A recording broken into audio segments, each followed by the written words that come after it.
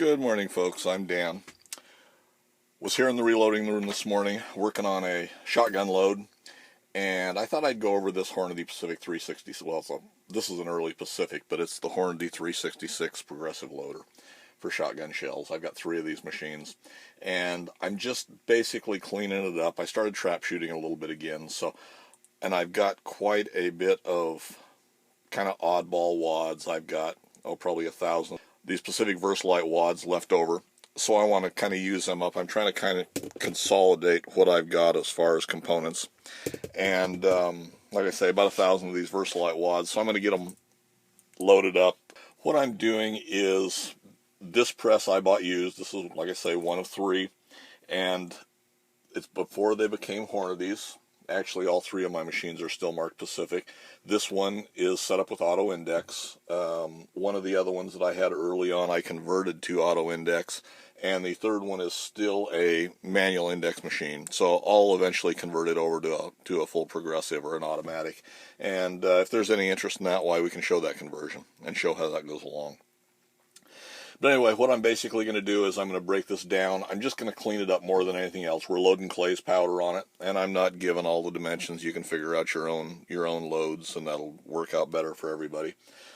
So basically, I'm going to check the bushings that are in them, clean them up, and we'll reassemble it. And we'll kind of go over this machine as we go through it. We're going to load 8.5 shot. Doesn't make a whole lot of difference. The hulls we're using are just a blue promo hull. They're a Remington promo hull that I've had, and I get 3 or 4 loadings out of these, and I use these for stuff like this kind of oddball loading that with these Versalite loads that I'm not doing a tremendous amount of. My actual trap loads are usually loaded in a STS hull, which is this hull right here, and this is what I use for all of my actual trap loads for competition loads. So I kind of hoard those. I'm down to my, I think I'm working on the last case of these of factory loadings that I had. So we're going to verify the load we use for that and maybe make some changes to it and get that dialed in and tuned. And then like I say, we'll primarily go to that. These blue hulls, and I've got some AA hulls, which a lot of guys really prefer. The older AA hulls are probably a better hull than the newer AA hulls over the last few years. I've never been a great fan of AA hulls. They load fine and everything, but they load different. Anytime you change hulls in a reloader, you have to adjust for that hull itself. You can't just willy-nilly interchange those. So anyway, what I'm going to do is I'm just going to break down the shot tower on it. I want to wipe it down and clean it up. I've already lubed this machine a little bit, and I already know this load is a good load, but like I say, I want to verify the bushings that are in it, just kind of clean up underneath, and then we'll refill everything. These are pretty simple machines as far as progressive machines go. I like the Pacifics. They're a little less complex than the PW loaders, and it's just a machine I've gotten used to loading. So, and anyway, if anybody's interested in these, of course, I'll put a link to them down in the description if somebody wants to look at the newer ones. Anyway, you just pull the side out. Now, this has got shutoffs on them. Some of these machines will not have the shutoffs on them. This is your powder shutoff. There's a lever down underneath. Let me just move this down a little bit so maybe we can get a better view, and I'll show when we disassemble it. There's a on-off lever right here. That is on, in is off, and there's a lever on the shot dropper too, and you can see the hole in it. When you see the hole, why it's turned off, it's at the back there. Again, I'll show it when we pull this tower off. And you want to make sure you have those turned off before you pull it apart, and then you also want to make sure you've got them on once you start loading. Otherwise, you end up with at least some holes that do not have powder in them. Shot, you can really tell if there's no shot in them or not, but powder's a little tougher. The tower comes off just like that.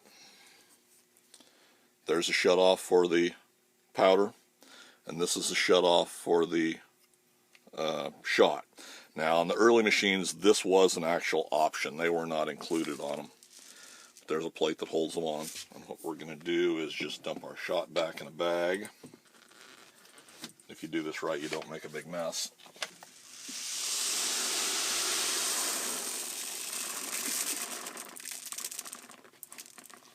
If you're redoing an early machine, why, there's several options that you can do. These have a baffle down in the bottom of both the shot and the powder to disperse it a little bit better, so when you get down to the bottom you've got the same weight of shot or powder, whether the tower is full or empty. Shot tower and our powder tower are empty. Now to take this apart, they just got 2 screws on the bottom.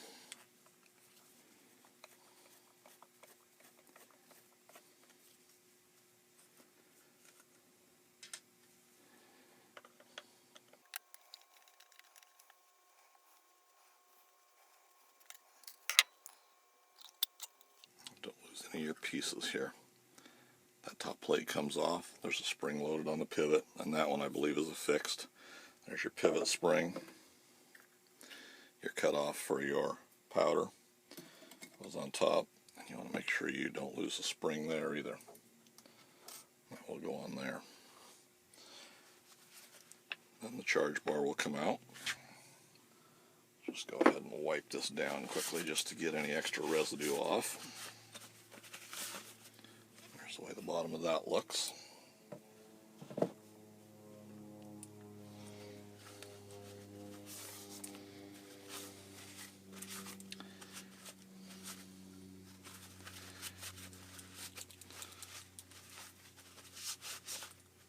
Hornady has their own bushings. I still got quite a few of these in stock.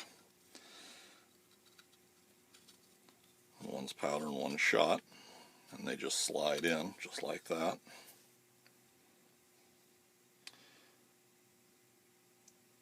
Yeah, this is a 1 ounce of number 8 is what this is actually set up for.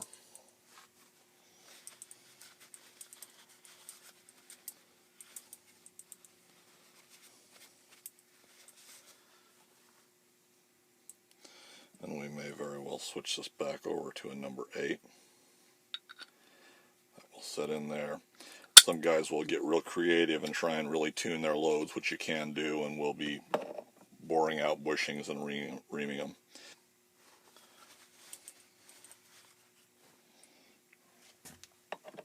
And you want to be sure and weigh out all your charges to verify they're what they say they are. And I want to record all this information in my load data for this load. We're going to go back to an 8 since that's what this is.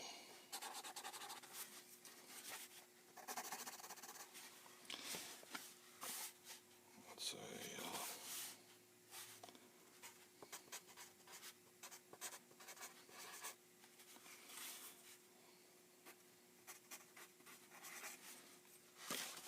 and that's all our load data. 1 ounce of number 8 shot, blue promo cases, Pacific Versalite red wads, the powder, the bushing, and that's pretty much the information. You can get into stuff like wad pressure and all that for most of these applications, especially a light trap load. It's really not necessary to be too concerned about it as long as you're close to being within spec. Now on these machines they've done several changes over the years. Like I say, they started out as a manual machine, but they've made some changes to them, and the machines are still a good solid machine, but I'll show some of the differences as we go along. Make sure you put it back the right way. Let's see, let's wipe down that this plate too, just to get rid of any dust we've got on it.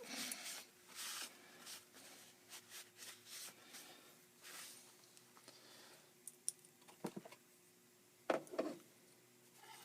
this will set in here like this. There we go. You can see we've got a stop in there. There's the way our shutoff works there, just back and forth. And then this is just our pivot for on and off. And that spring will sit in there just like that. And we'll go ahead and put this on here.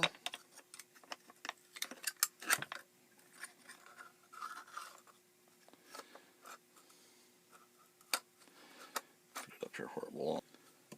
Start that first screw. And our shutoff spring fits in there just like that.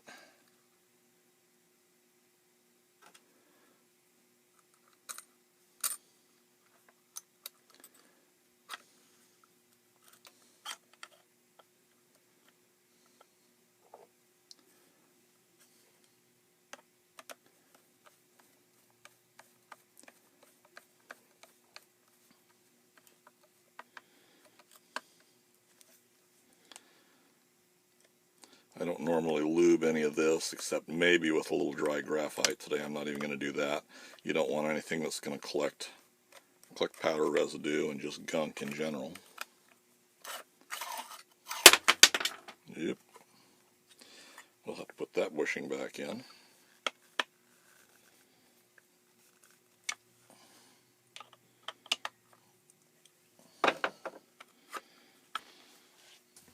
Slide your power back out. Put your shot bushing back in. And there are shut off. Alright, now here's our tower all reassembled. This is our shot. There's off. And there's on, and it snaps into a detent there. Same way with the front. There's on. That would be off. Let me pull it back out. It snaps into a detent for on. Okay, so then it just sets back up onto the machine. You want to be sure and lube your bearing there. Since we've got it apart, we add just a little bit of lube to that because it's going to roll on that surface. Everything else looks pretty good. We turn everything off when we reassemble it. And when this goes back together,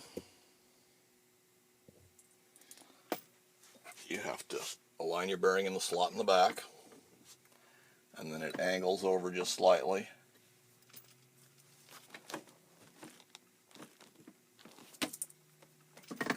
Hooks underneath and drops down. And then there's a bolt that holds it in place, or a thumb bolt, whatever you want to call it. It goes like that.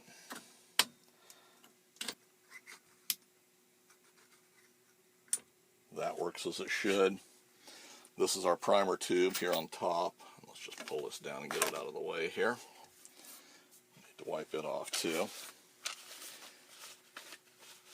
And we've got primers in it to fill your tube. All you do is rotate the knob. It drops them down through the chute, shooting into the tube.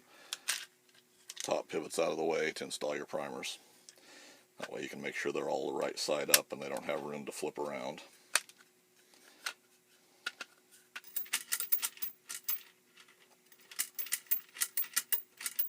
Doesn't matter which way you turn it, it drops them into the tube. Okay. So now I think the machine's set. We've got everything there except to add some powder here.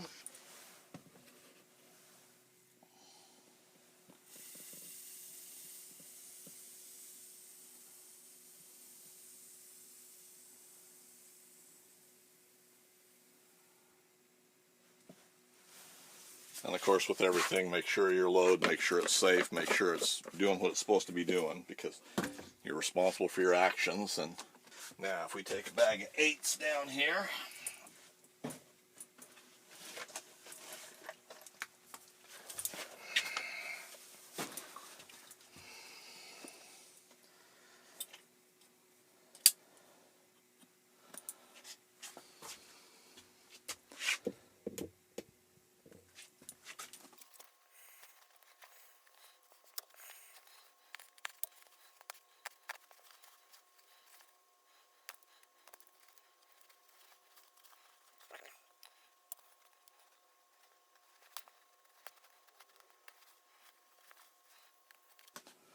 this is all reclaimed shot. I dropped my own shot.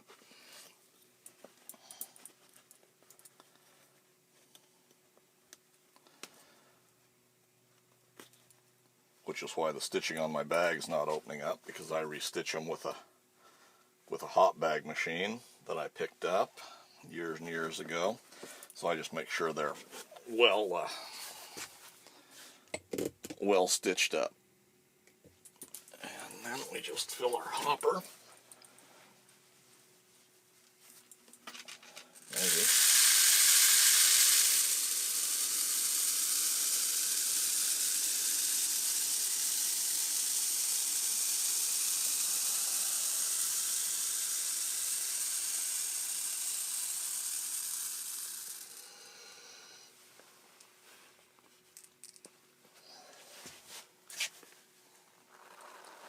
And there we've we've got a full hopper of shot.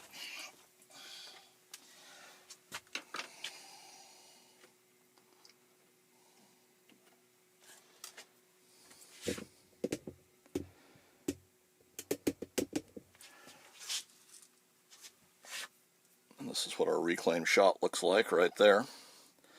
That's stuff I drop out of my Littleton shot maker, and it's all been graphited.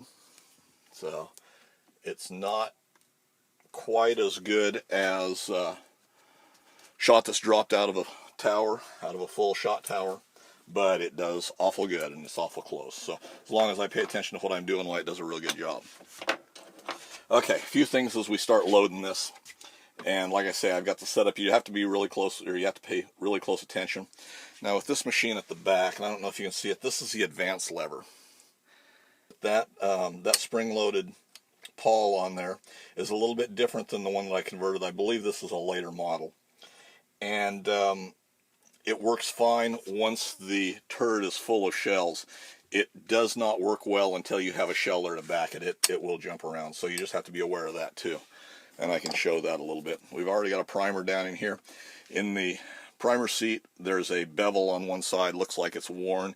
It's not really worn. It's designed that way, and it has to be oriented so that the bevel angles down on this side. Otherwise, the primers won't drop quite as well as they should. So you have to fiddle with it. First one is just a resize and redo. Now see, this is what the turret will do without a shell in it. See how it pushes it backwards? So for the first few, until you get it advanced and set right, you have to pull that pawl out of the way so it can ride to its next position.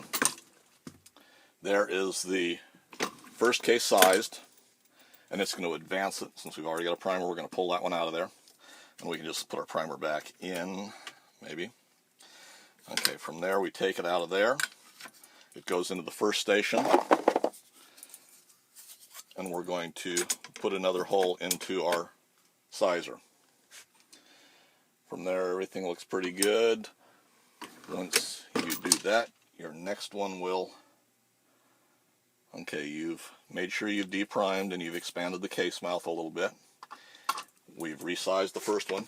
There again, you have to reach back and let the pawl, get the pawl out of the way so it doesn't, once it gets to that position, pull our primer out. Then you can advance to the next station. That hole goes there.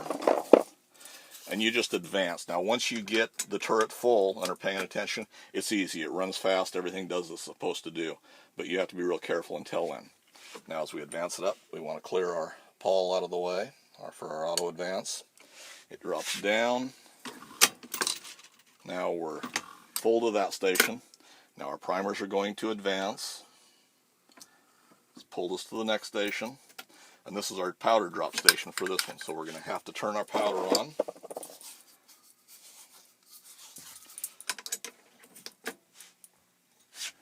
Powder goes on. Out is on.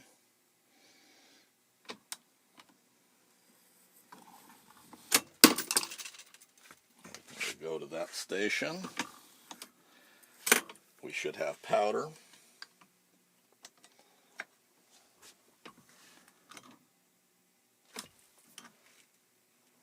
Come on now.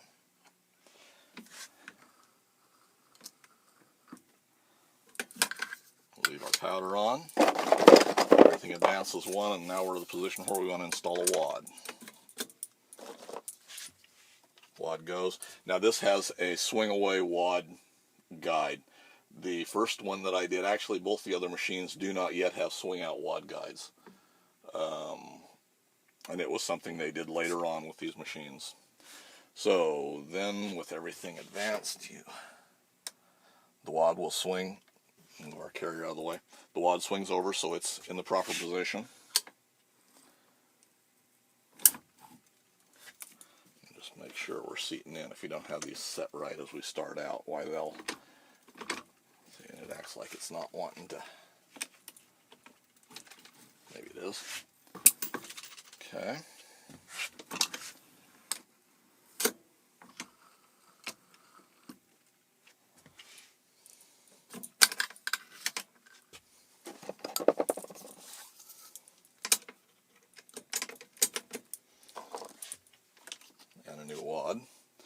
to shot position, so we turn our shot on.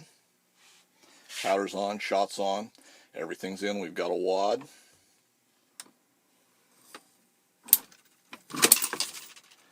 We've dropped a primer. And now we're basically into full round loading. Just install your wads, advance your manual. That one didn't set right. Didn't feel like, maybe it did. Yeah, I guess it did. Once you get a rhythm down, why then they'll run along just the way they're supposed to. I don't have things set up optimally here. I should have another tub set up for my for holes.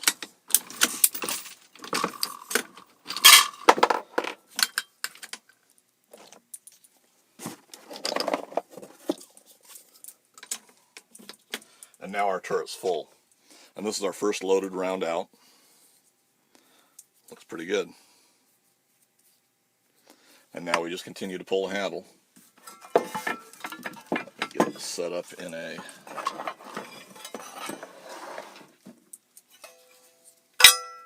stacker. And now we can just continue to pull the handle.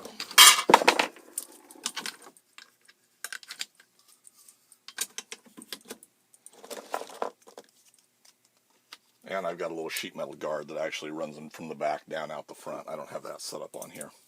Once I get it back onto this machine, we'll show you that one.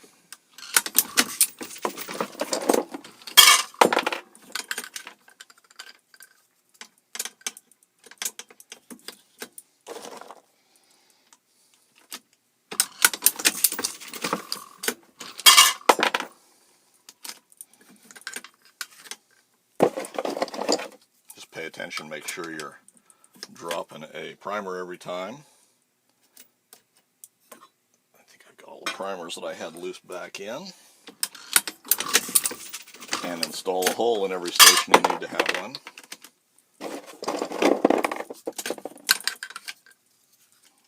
These are just a practice load, or sometimes a test load if I'm out at the range and somebody's got an issue. I will run some of these rather than good trap loads, what I consider my good trap loads.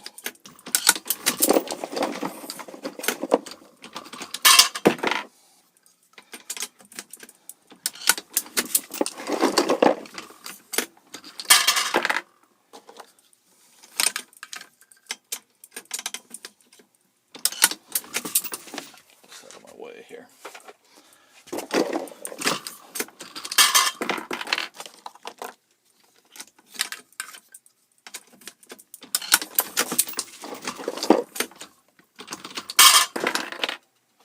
And you have to kind of feel the machine. It doesn't matter what machine it is, but if there's something that's grabbing all of a sudden or doesn't quite feel right, why something's not situated quite as it should be. So take the time to slow down, stop, take a look at it, and see what you're doing. I'm kind of fumbling today just because things are not set up to where I think they should be. It's not efficient for me as far as where my supplies are stacked. Now I would guess that that's probably about 25 right there. Let's see what we've got. And you can either install them in a stacker like this. The way I use my trap loads, or the way I operate at the range, is I carry my holes in a little carrier like this. It clips onto your belt and opens up like that. For me, it's the easiest way to keep track and keep consistency on the trap range without having to really pay attention to it, because they slide right down in. Of course, we're shooting 25 rounds on the trap field itself.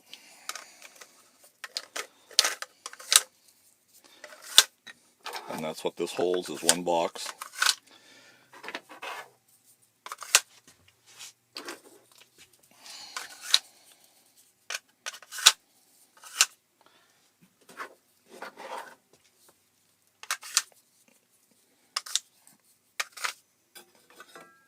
Oh, I'm off by about 3, it looks like.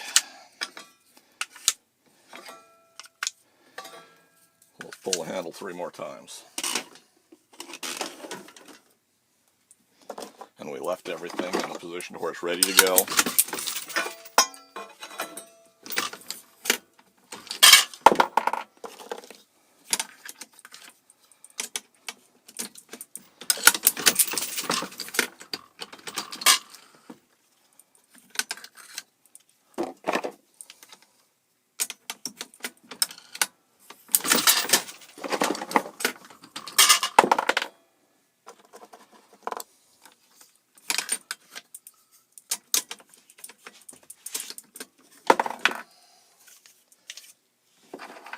Should give us our last 3 right there.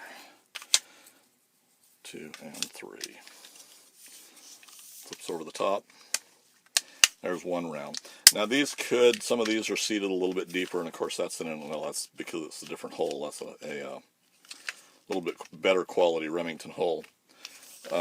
So it's taken a little bit different wad height to do it, or it's probably would have been better with 1 1/8 ounce in that particular one. Otherwise, there's 1 round of trap for practice trap or test ammo, whatever the case may be, all ready to go. I like these little carriers because I can clip them on my belt. They allow me to really easily just run my thumb across the top, and it tells me how many rounds I've got left to shoot from that particular station. I know when I've shot 5, why the entire row's gone, and if I've shot all 25, why the carrier is empty. So it works real well. So anyway, as usual, if you find these videos helpful and enjoy them, if you haven't already, you might want to hit that subscribe button. If you like them, give me a thumbs up. If you don't like them, hit that thumbs down. And any comments or suggestions, leave them in the comment section for me below. And as always, thanks for taking the time to watch.